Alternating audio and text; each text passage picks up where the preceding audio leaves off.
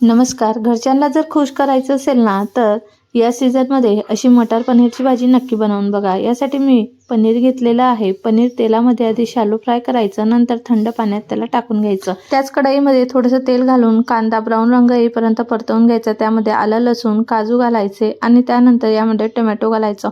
थोडंसं मीठ घालून टोमॅटो थोडासा नरम होईपर्यंत आपल्याला व्यवस्थित परतवून घ्यायचं. त्यानंतर एका भांड्यात काढून थंड झाल्यावर मिक्सरमधून याची बारीक पेस्ट करायची. त्याच कढईत 2 चमचे तेल घेऊन तमालपत्र, जिरं, लाल चटणी, हळद, धने पावडर, गरम मसाला घालून व्यवस्थित तेलात परतवून घ्यायचं. त्यानंतर यामध्ये आपण जी पेस्ट केलेली आहे ती घालायची. त्यामध्ये थोडंसं मीठ घालून मसाल्याला तेल सुटल्यानंतर यामध्ये दुधाची साय किंवा क्रीम घालावं. त्यानंतर जे पनीर आहे ते पनीर पाण्यासकट घालावं. त्यामध्ये हिरवे मटर शिजवलेले घालावे. 7-8 मिनिटं भाजी मस्त शिजू द्यायची. हे भाजीला जास्त पाणी ठेवायचं नाही, ही भाजी घट्टच असते. त्यानंतर कसुरी मेथी आणि बारीक चिरून घेतलेली कोथिंबीर घालावी. अशा प्रकारे मस्त अशी मटार पनीर तयार झाली आहे.